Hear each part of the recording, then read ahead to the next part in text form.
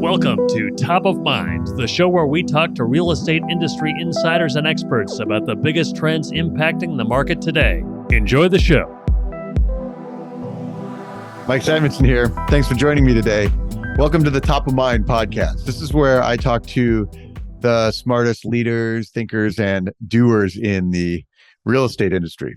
For a few years now, we've been sharing our latest Altos research market data every week in our weekly video series. With the Top of Mind podcast, what I'm looking to do is add some context to the numbers, to the discussion about what's happening in the market and where we go from here, from thinkers, leaders who look at things differently from how I do every day. Every week, Altos Research tracks every home for sale in the country, all the pricing, all the supply and demand, all the changes in that data, and we make it available to you before you see it in the traditional channels. People desperately need to know what's happening in the housing market right now. It's so hot, and then it cooled off, looked like it was mellowing, but all of a sudden, things are changing really fast again. So when people ask me, Mike, can I get the data for local markets? The answer is yes. Go to altosresearch.com. You can book a free consultation. We can talk about how you use the market data in your business, and we'll take it from there. So without further ado, though, I'm just ecstatic to introduce my guest today, Jenny Schuetz from the Brookings Institution. Jenny is a senior fellow at Brookings Metro and is an expert in urban economics and housing policy. She's written a number of peer-reviewed journal articles on land use, regulation, home prices, urban amenities, neighborhood change, and she's all over the media, New York Times and the Wall Street Journal, PBS, Vox, many more. Before joining Brookings, Jenny served as the principal economist at the Board of Governors of the Fed and has spent significant time in academia. She's currently a non-resident fellow at George Washington University's, GW's Center for Washington Area Studies, and also teaches at Georgetown's urban planning program. And my daughter is a student at GW. So maybe we'll talk about GW today. Because she isn't busy enough, Jenny is also the author of Fixer Upper: How to Repair America's Broken Housing Systems. And so I'm super interested in this today because, we talk about the data, we talk about why homes are unaffordable and why they might stay unaffordable, why certain tax laws are so destructive or certain places are at such risk and all of those dynamics. And Jenny's done a ton of deep study in the area. It's in the book. And so we're going to dive into all kinds of really fascinating things. We're not going to talk necessarily about home price trends this week, but we might talk longer term future. So with that, Jenny, thank you so much for making the time to talk to me today. Thanks for having me. All right. Let's get started by helping my our listeners understand about you a little bit and Brookings and what you do there. Sure. I'm an urban economist by training. I've been at Brookings for about 5 years now, and I focus on primarily housing affordability, housing policy, what makes housing markets work or not work across the U.S. And in particular, my work is very focused on helping policymakers find solutions. So pointing to problems is helpful up to a point, but what we really need is to have solutions on the table and to identify who can be doing things differently to get us to better outcomes. Yeah, your book each chapter has solutions. Like, these are not just the problems, but these are proposed solutions. And I'm looking forward to talking to about a lot of those solutions and whether you're finding traction in some of those solutions. You also spent time at the Fed, and do you have thoughts about the Fed and housing and mortgage markets? Like, is that something we should put on our conversation today? Because wow, what a couple of years it's been in that space. Yeah, so I should say that I was at the Fed in the community development division, so not the part that feeds directly into monetary policy and interest rates. I actually stay pretty far away from monetary policy. And I will say that most of my research actually focuses more on the rental market because that's where low and moderate income households have to be. But we can definitely talk a little bit about sort of what interest rate hikes do, not just to the home ownership market, but also to the rental market, which I think is a really important and under-discussed topic. Yes, we're going to definitely hit that today. Rents and interest rates. People ask me, we talk about that a lot, in fact, on this podcast and in other places where people assume that very often people assume that home prices and rents are substitutes for inverse from each other. If people aren't buying homes, rental demand is going to go up. And we found over time that that's not true, that they're going up at the same time or they're falling at the same time. And it's sometimes counterintuitive to people. Awesome. So we'll definitely do that. Before we dive into the deep details like that, let's start with the book, Fixer Upper: How to Repair America's Broken Housing Systems. I'm interested in, let's talk about the big conclusions, the big messages. I also like in the subtitle, you call it Housing Systems. And so it's not just one. And so let's maybe start there. Tell me about the systems that we're looking at. Sure. One of the reasons that I wrote the book is to help people who are not deeply embedded in the housing world think more holistically about all of the things that feed into housing outcomes, housing choices. And for those of us who work in housing, we know, of course, this is really central to a lot of facets of people's well-being. It's not just that you have to have a house to live in, the shelter over your head, but the location of where you live is so important for a lot of other outcomes. Where you are relative to jobs and to public transportation and all kinds of neighborhood amenities. Where families live determines where their kids go to school and the quality of their kids' school. And so a lot of the things that we, don't think of as directly related to housing, like school quality and infrastructure decisions about where we're building roads and transportation systems, all of those are really important to housing as well. So the book goes through a couple of different pieces of kind of the big problems, starting with we just don't have enough homes for people to live in. We haven't been building enough homes nationally for about a decade. Then we have this second affordability crisis, which is that low-income households don't earn enough money to afford decent quality housing, and we don't really provide that much financial support for most poor people. So those are the two affordability crises that most people are aware of to some extent. But then there are lots of things that feed into this, things like our reliance on homeownership as a form of wealth building, which is subsidized through the tax code, the way we pay for things like neighborhood infrastructure based on property taxes, which again feeds back into the housing market. So there are a lot of these complicated layers of policies that all determine the housing outcomes that we see. And I was trying to help people think through a little bit how they fit together. And in many ways, our current policies are reinforcing bad outcomes, not enough homes of the right type in the right place, too many homes in the wrong place, and poor people who can't afford decent quality housing anywhere. Yeah. And those are, many of those are sort of indisputable. We have a real affordability crisis. It's been exacerbated in the last couple of years.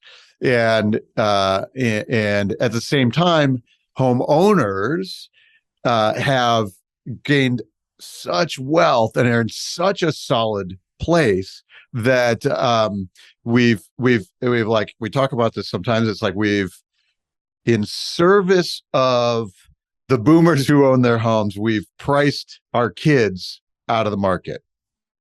Is that a solvable thing? Well, it's solvable if we can get the politics right. And that's really the critical sticking point for all of our kind of bad outcomes. We know the policy fixes, the technical fixes in some sense. We need to make it easier to build moderately priced housing in places with high demand. And we know some of the policies it would take to do that. We need to provide more financial support across the board to low-income households. We also need to rethink the way people are getting into home ownership and some of the protections in the rental market. all of those are doable policies, but the politics around this stuff are really hard, in part because of the generational divide that you pointed out. There's such a split at this point between households, say, over the age of 40 and under the age of 40, on whether or not they own a home, whether they are building wealth through the home that they have already purchased, or whether they are locked out of this, spending a bigger and bigger share of their monthly income on rent, which makes them unable to save, and seeing prices go up, which means the amount they need to save goes up and up. So there's really this sense for a lot of younger households that the system that worked for their parents and grandparents is just not accessible for them. And there's a lot of generational anger about that. Yeah, there sure is. And the I think you have a great line in the book where it says you're talking about how our homeownership policies are focused on generating wealth for homeowners, and that sort of by definition makes them really toxic voters. Tell me about that. Yeah, absolutely. For middle class households, especially, their home equity is the largest single financial asset. So this is anywhere between 50 to 80% of their net worth is tied up in their home equity. That makes people really sensitive about anything that they think might lower their property values or even just slow the rate of increase at this point. So I think part of the problem is that homeowners have gotten so used to the idea, my home value should go up by 10% every year. And if it's only going up by 6%, I'm somehow being ripped off.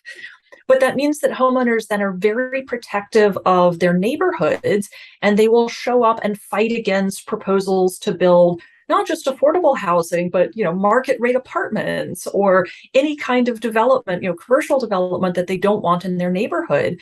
So a lot of the problem that we see is this idea that current homeowners have a lot of political power. They don't like change personally in their environment, and they don't want change that might be financially threatening to them. And so they just stop development altogether and essentially shut down the process of cities being able to grow. Yeah, it feels intractable to me, but I'm optimistic by your proposed some of your proposed solutions. Like we have visibility on what the good policy is. Tell me about one of the chapters is about like we need to build where people want to live. Talk to me about that. Yeah. So, when markets are working well, developers want to build homes in the places people want to live because that's where they can charge high prices or rents for their finished product. So we would expect there to be a lot of development in sort of high demand locations, right? And across the country, this means that metro areas like New York and Boston and DC and San Francisco and Seattle, the places that have really well-paid jobs and vibrant dynamic companies, that's where lots of people want to move and, get jobs in those industries. Those cities have seen housing prices go up, but they haven't actually seen nearly as much new development as they should have because they've made it really hard to build. And we see the same dynamics if you look within metro areas across neighborhoods, that communities that are closest to the job centers, closest to public transit, that have the best public schools and parks and amenities, those neighborhoods ought to be building more homes so that more people can live there. But those are often the places that build virtually no new housing. And, essentially the problem is local governments control the supply of housing. You have to get permission from your local government to build a single family subdivision or an apartment building on a parking lot. Any kind of change to housing has to be approved by the local government. Local governments have adopted rules through their zoning code that often make it very hard to build, especially to build higher density homes. And local governments have created a process where existing homeowners have disproportionate power to veto things they don't like. So it's both the rules written down on paper and this political process of approving housing that have kept us from building enough homes in the highest demand locations. And there's a national price to pay for that. The GDP of the US hasn't grown by as much as it should because we can't build enough homes in these high productivity places. Companies can't hire and retain workers. People can't move there. So there are real economic costs to this. Yeah. Is that measurable? Like there's a measurable GDP discount because we're not building where people need to live? There's a famous paper by a couple of economists out of Berkeley, Enrico Moretti and his co-author Shi, who find that the GDP grew by about a third less than it should have over about a 40-year period of time. But right, GDP is about a third less than it should be because we haven't built enough homes in places like the Bay Area. Wow.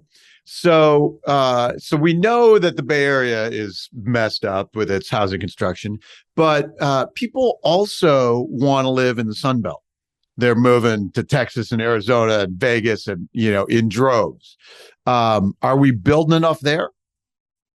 We have been until pretty recently. So even since when I started working on the book, which is almost 3 years ago now, at that point, we were still building enough in places like Phoenix, Las Vegas, and Texas to keep up with demand. One thing we've seen in the pandemic is that it has supercharged demand for a lot of these kind of second cities, right? The places that had elastic housing supply, good climate, had lots of jobs, were good places to live. Lots of people wanted to leave places like Seattle and San Francisco and move to places like Austin and Houston.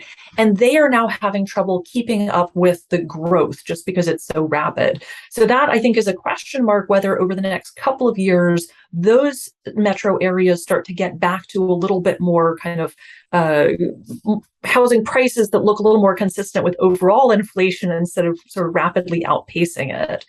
And that's one of the things that I do worry about. If places like Denver and Austin and Nashville that used to be kind of a safety valve for the really expensive cities, if those places become more expensive, and especially if they start cracking down on development and becoming more cautious about building, then we're really going to be in trouble because they've been absorbing a lot of the excess demand. Yeah. There's actually a tension that comes up in the book because one of the other challenges that you talk about, and I think about a lot because I live in Northern California, are the climate implications.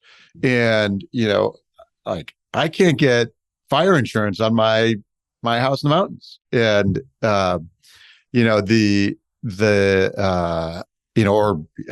it's Hurricane Ian this week, and so, but people want to move from New York to Fort Myers, Florida dramatically. So how do we balance that tension? Yeah, I mean that's such an important point, and there are a couple of different ways that we can think about it. The New Yorkers who want to move to Fort Myers for kind of lifestyle and climate, Florida has had a very building-friendly industry for a long time. The state has really, allowed a lot of growth, encouraged a lot of growth, including in places where probably people shouldn't be living. So we've built a ton of houses in South Florida, which not only gets hit by hurricanes, but it's got persistent sea level rise. So there are going to be a lot of houses that are literally underwater all the time that should never have been built there.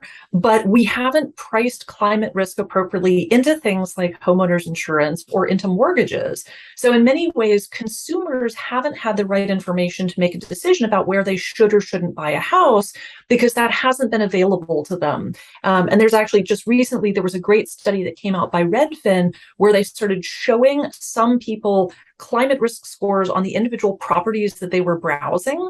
And they saw that after a couple of weeks, people who saw these climate risk scores started looking for lower risk properties. So when we give people the information, they can make good decisions, but we haven't done that consistently so far. Yeah. And part of the problem does go back to the fact that these really high opportunity cities haven't been building enough homes, right? So the city of San Francisco is one of the lowest climate risk places in the Bay Area and Northern California. If they built more homes, there would be fewer people living, closer to the wildfires out on the urban edge, right? So it is still the problem that if those cities made it easier to build, we would have less of the suburban sprawl in really high risk areas. Yeah, and I think that the reality is that those climate risks are priced in. They're just paid by the taxpayer as opposed to the homeowner, and it's such an indirect tax that it's really hard for us to process.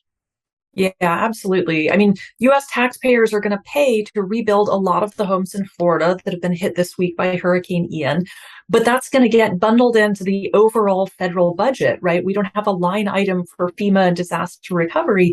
And so we're not going to know how much more our taxes are going up because we have these persistent disasters, right? The better way to do this is if you want to buy a house in Florida that's close to the water and is likely to get hit by a hurricane, your mortgage interest rate ought to be, I don't know, 3 percentage points higher than somebody who's buying further inland, which is Yeah.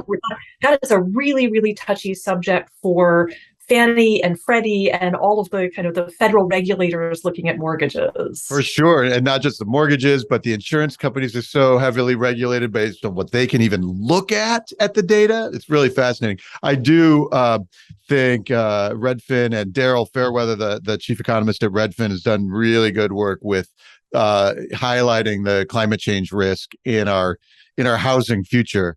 And so it's something I think about a lot. People ask me, should I be buying a house in Northern California? And I'm like, I got to point out that, you know, in the last 5 years, the prevalence of smoke and like those seem significantly new hurdles in our world. And they don't seem to, they seem persistent from here. So like, it is a real change that I don't think we've run into yet. And we see it in, I mean, it's such an enormous problem and scary that a lot of times people look at this and they just panic and get paralyzed. And so we're not making the decisions we need to. We're not introducing risk-based pricing where we need to. We're not taking the steps to retrofit our existing homes to make them more resilient because this just seems so overwhelming. Yeah. So the information, like putting a climate risk score on every listing, is an interesting solution that may not be on people's radars. Are there other things that you see, solutions that like have outsized gains or things that aren't on people's radars? They go, oh, that'd be easy. We don't actually have to go change all the mortgage laws or get local voters to, change their entire universe. Like, what are some of the things that it'd be like big wins, or, here's the one that like I can now go to Twitter and be an advocate for. Yeah, I mean, on the housing production side, I think it is a good sign that state governments are leaning more into what local governments can and can't do with their zoning and their housing production. Because, fundamentally, we're not going to get every single city and county in the US to change their zoning laws in ways that make it easier to build. But state governments can put pressure on their localities that are not doing enough, right? And this doesn't have to be pressure on every single city and county. It's the places that really need to do more. And so we're seeing, California has stepped up a lot, but a number of other states, places like Utah and Maine have also passed some statewide zoning reforms. And so I think in general, that trend is really helpful. One of the things that I would like to see more on kind of the state reform, there's been a lot of focus initially on ADUs, accessory dwelling units, and on duplexes as sort of, low-hanging fruit. It's not legalizing apartment buildings, but you can do a little bit more. I would actually like to see more focus on row houses as a structure type.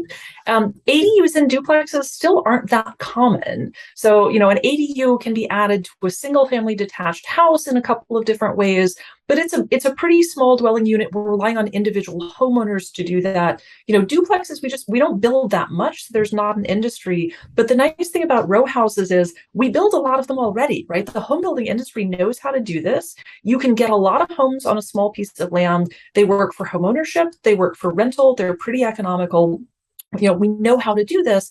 And, imagine legalizing row houses statewide in California. Every single family neighborhood, you've got a bunch of places with houses on 2-acre lots. You could put a whole cluster of row houses very efficiently on one lot and give homes to a whole lot more people. Yeah, that's a great one. So, and it's like the hobbyist urban planner in me is like, love to walk through Paris. It's like the perfect city. It's, the 4-story walk up row houses. It's like the perfect density for humans. You get the creative density and the impact of the community, but it's not like the high rise where you go into your parking slot and go into your elevator and never see anybody either. It's like that's like a real mix there.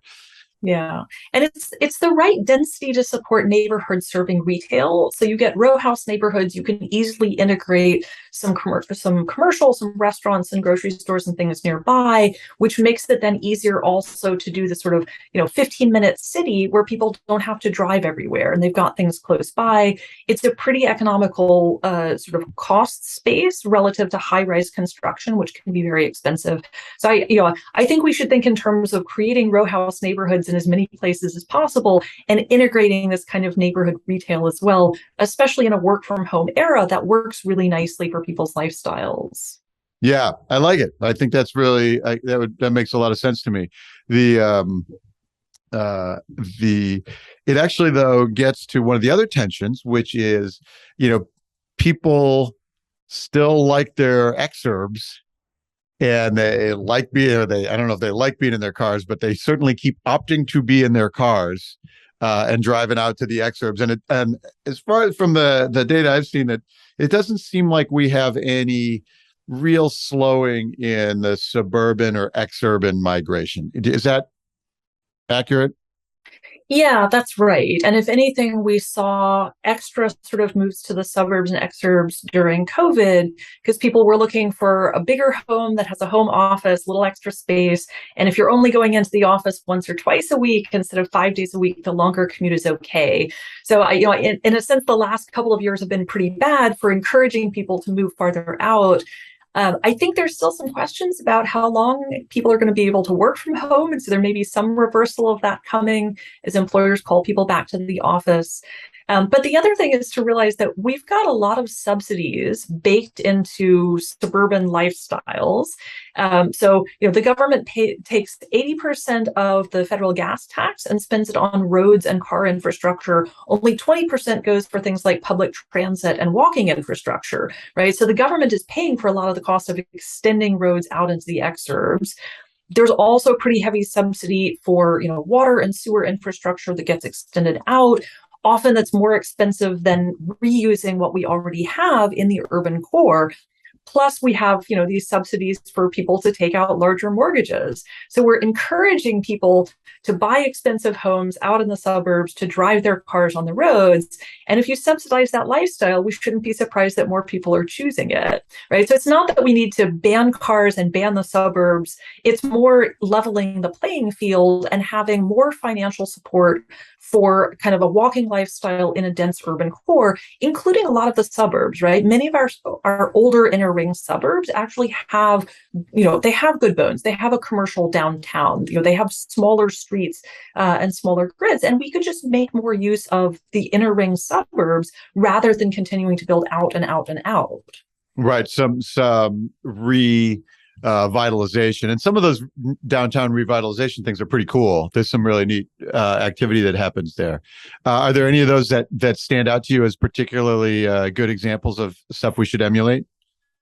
So I actually like to think about what we can do with kind of the suburban, like the suburban office parks and malls, which have been losing occupancy for a long time, right? So we're going to have a ton of dead malls, right? Retail has gone so much online that the big shopping centers just have a hard time making it work.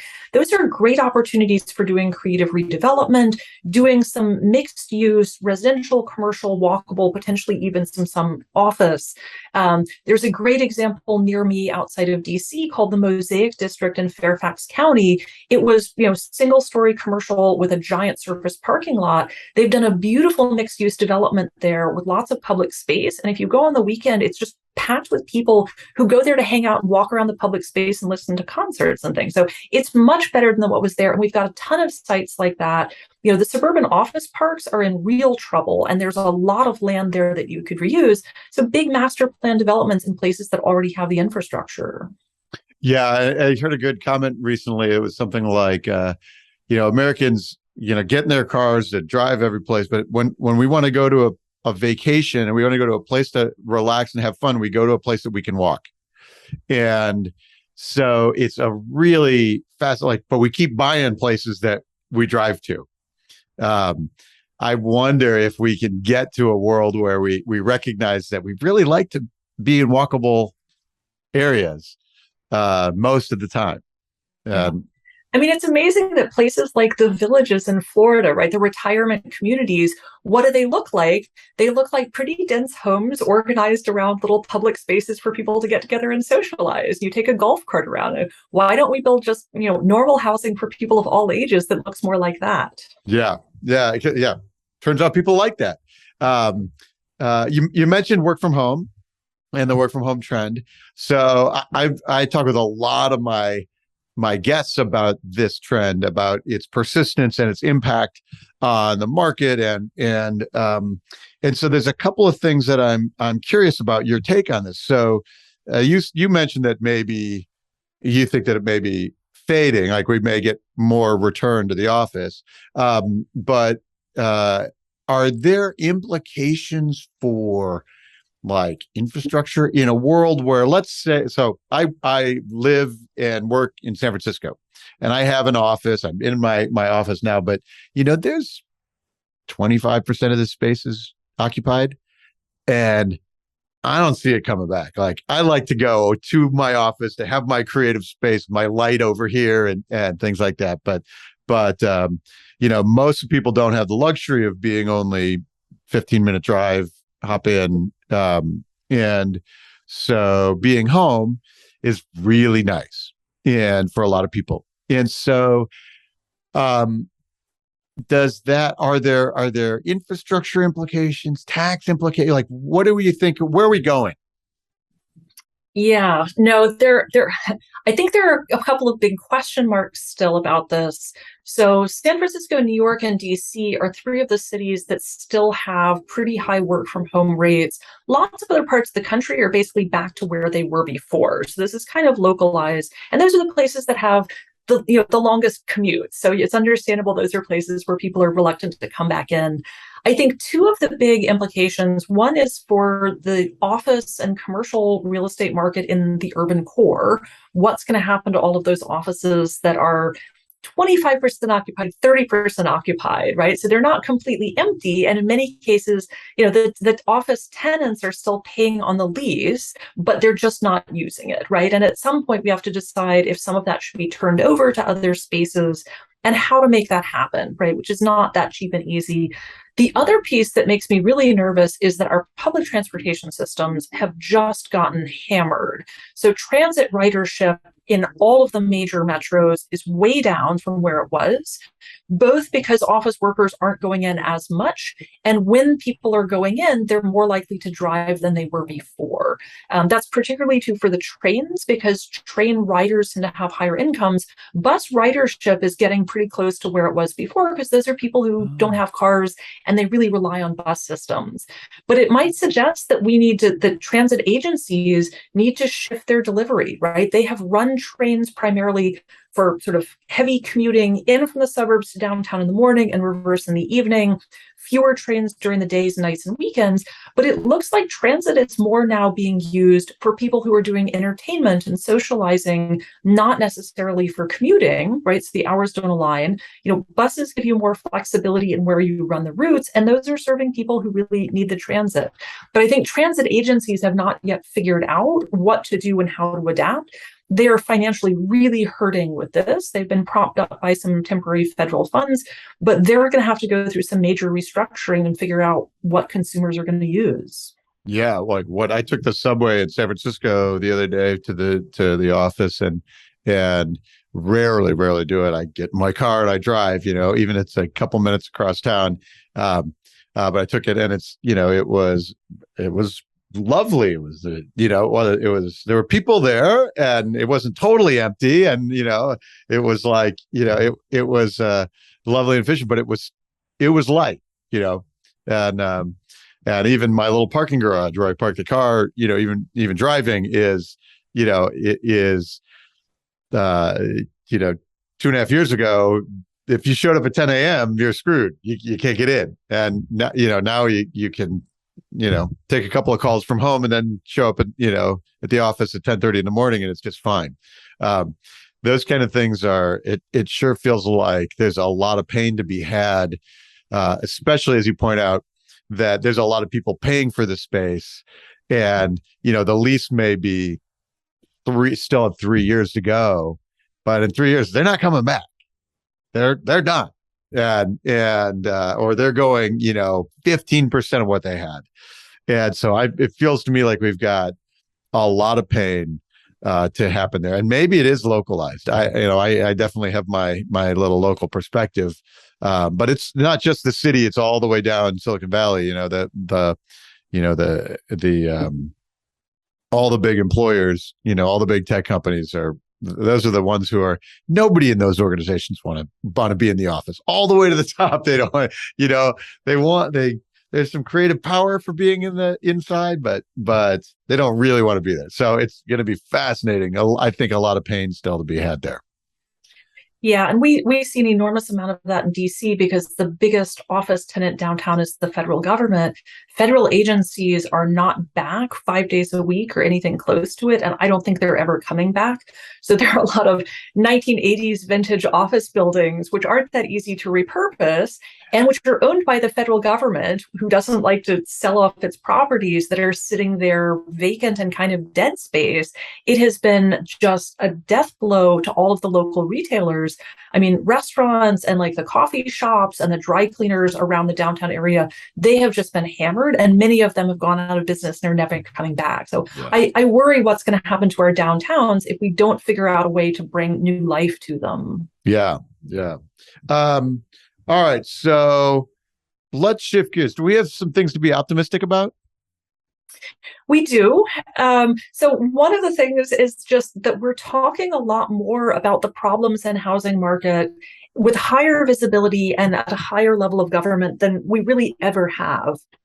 So in 2020, for instance, every single one of the Democratic presidential candidates had a housing policy on their website, and every single one of them pointed to the lack of housing and the role of zoning in restricting housing as a problem. We've never seen that kind of attention before. Both the Trump administration and the Biden administration are talking about what we need to do to encourage more housing and more moderately priced housing.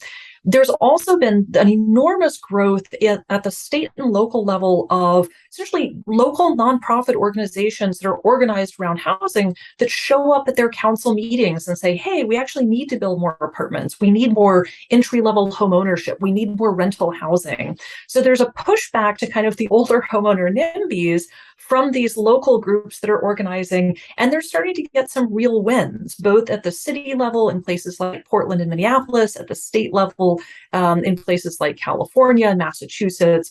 So, there's more attention, more interest in this, and I think, having these conversations get outside the housing policy world and into a broader discussion about how this impacts things like homeownership, like wealth building, like climate. I think it's helpful to have these conversations at a broader level and start to bring more people in. Awesome. Yes, there are some things like you see that the state of California is aware of the density problem, and so as a solution, and is starting to make some changes there. So that's great. Those are nice to be optimistic about. Let me ask you for a second about the fundamental assumption that we don't have enough housing.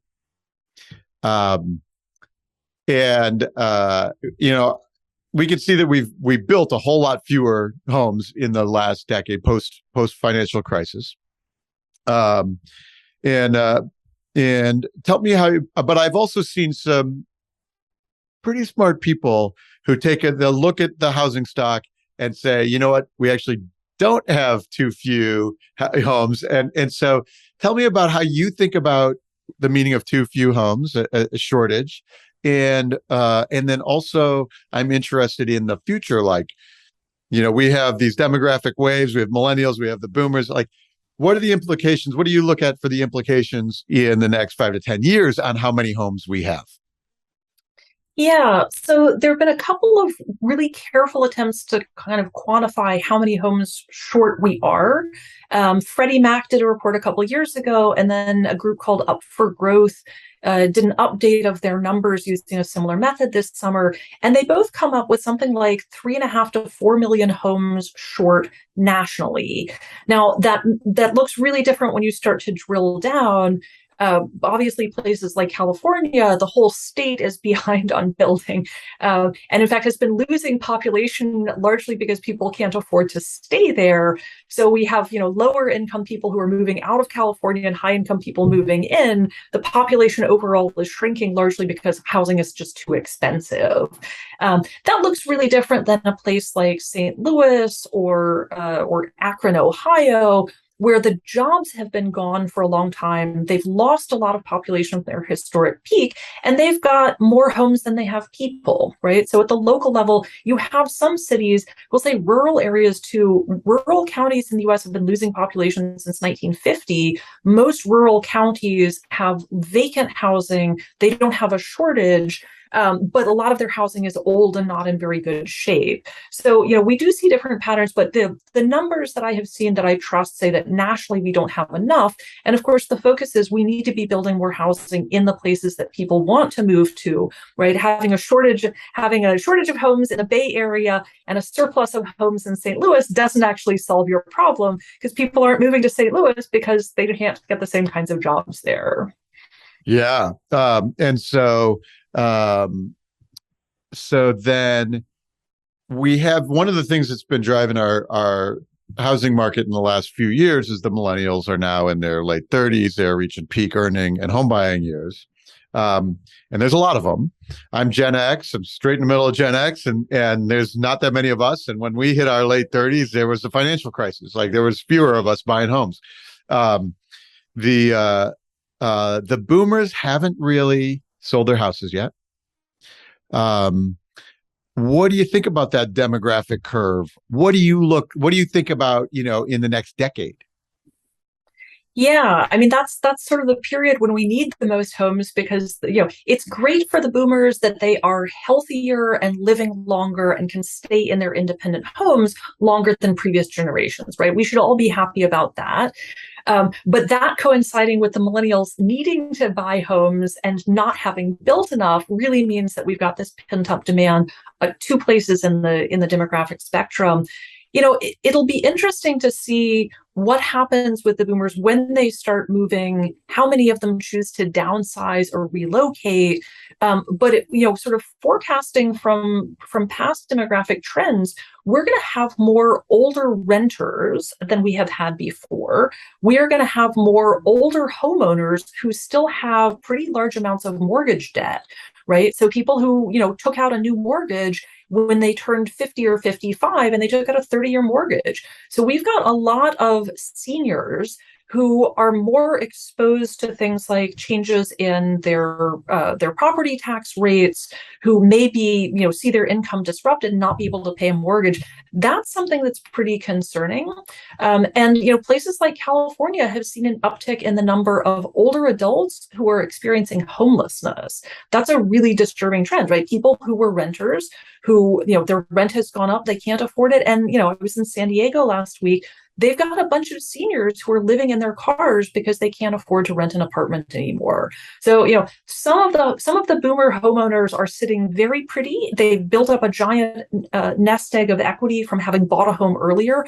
But it's not true that all of the older households are doing well. And of course, a lot of the millennials are delaying home ownership because they don't have the savings. They've got student loan debt. They're having a very hard time getting in. The later they buy their first home, the longer they're going to be making mortgage payments too.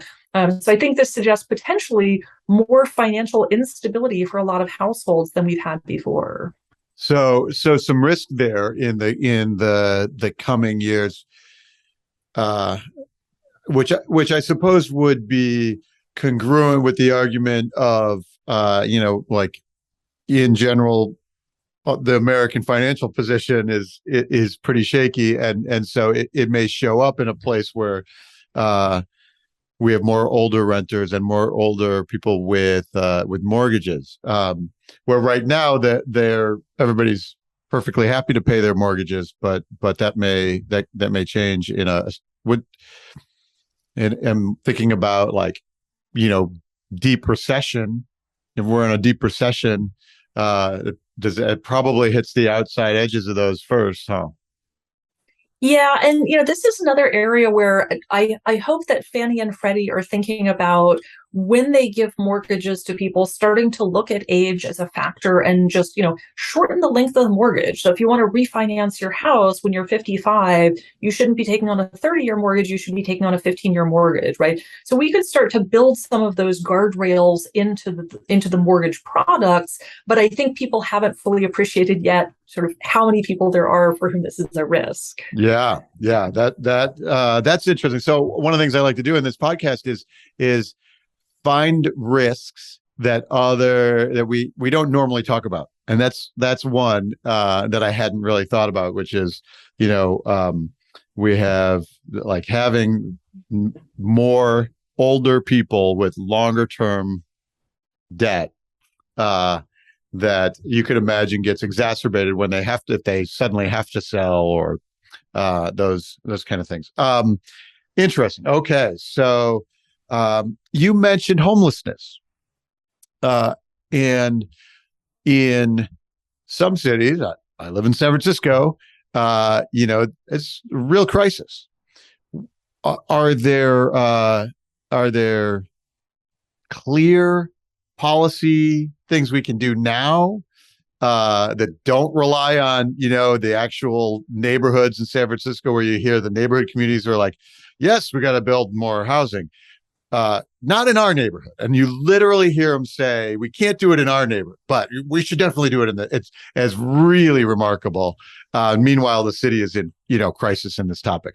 Are there policies that we can do that we don't have to rely on getting through those, literally saying not in my backyard? Unfortunately not, because homelessness is worse in cities that have very high housing prices and that don't have enough rental housing, right? So there's a terrific book that came out in the spring called Homelessness is a Housing Problem that looks across cities and metro areas. It's not that San Francisco has more people with mental illness or drug addiction than, say, West Virginia does, but West Virginia's got a lot of cheap housing. And so even people who have some problems in their personal life, who don't earn a lot of money, can mostly find someplace cheap that they can afford to live, whereas in the Bay Area, you really don't have that as an option. So, the only way that California and Seattle are going to deal with their homelessness problems is by building enough rental housing that there's some slack and some vacancy.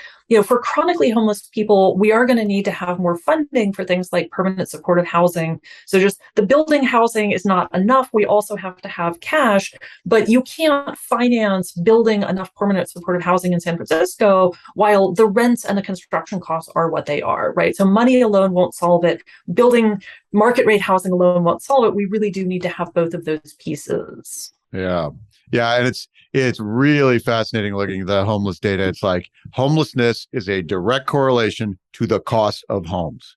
And it's wild. It's like not all of the other things that we want to ascribe to homelessness, and it feels in many ways super intractable, and over time, hopefully we can get ahead of it, and hopefully, as you say, it's maybe we have the opportunity because we have more people aware of the conditions and more people aware of what the solutions are. They're actually pretty straightforward, even if they are big effort to get done. Yeah, and this is something that elected officials are so sensitive to because they hear from their constituents. When you've got homeless encampments that are very visible, especially in downtown areas or in tourist areas, local elected officials hear this. Many of them want to do kind of the quick thing, which is to move the encampment someplace else, but not actually provide long-term solutions. So we need to keep reminding them that that's not, in fact, going to solve anything. Moving homeless people from one part of the city to the next is just going to get a different set of constituents mad at you. At some point, we actually have to tackle the problem and build some homes. All right. Well, Jenny, this has been a real interesting conversation. I really appreciate it. I like the book a lot. Recommending it to people. And it's really, if you are, I mean, I'm a housing geek. We're housing geeks. I dive into the data and into thinking about some of the challenges that are in front of us. The things like, we're underbuilt and where we are building, the climate risks. There's so much that we're faced with in this country. You talk a lot in the book about the racial and minority wealth gap that has been created. And driven initially by redlining 50 years ago or 60 years ago. And now we have generational wealth challenges because Americans make money with their houses, and we kept a bunch of people from buying houses 50, 60 years ago. Absolutely. Yeah. And it's such an important point, because you can't make up that, generations of difference in people being able to build up wealth. You can't make that up quickly, right? So even if we got Black and Latino families into home ownership at the same rate that white families are today, there's still that generations of not having had wealth in the family to catch up with. So, there's a whole chapter on things we can do to encourage more wealth building. But I think it's important just to remember that home ownership isn't the only way people can build wealth, and we should be open to other options as well. Yeah, for sure. Well, Jenny, thank you so much. I'm going to, meanwhile, see if I can get my daughter to get over to some lecture in the Washington area studies at GW. We'll see if I can get that, if I can motivate that. But I appreciate the work and the thoughts. Where should people follow you? They should get the book. Where should they follow you, connect? See you, right? Yeah, I'm on Twitter far too much. I'm at Jenny_Schuetz on Twitter. And you can find the book at your local neighborhood bookstore, online through Bookshop or through Amazon. Go knock on your neighborhood bookseller and ask them if they carry it. Awesome. Jenny, thank you so much. All right, everybody, that's the Top of Mind podcast. I'm Mike Simonsen. I'm the CEO of Altos Research, and we talk about housing. We talk about the housing data. If you need the housing data for your business, go to altosresearch.com and just connect, book time with our team, because things are changing so rapidly right now. It's a really wild time to be in a real estate market, and buyers and sellers need to know what's going on right now. So if you have buyers and sellers who need to know, they need to get the data from you. So altosresearch.com is where you do that. And Jenny, thanks again. Talk to you all soon. Thanks for listening to Top of Mind. See you again next time, and be sure to click subscribe to get future episodes.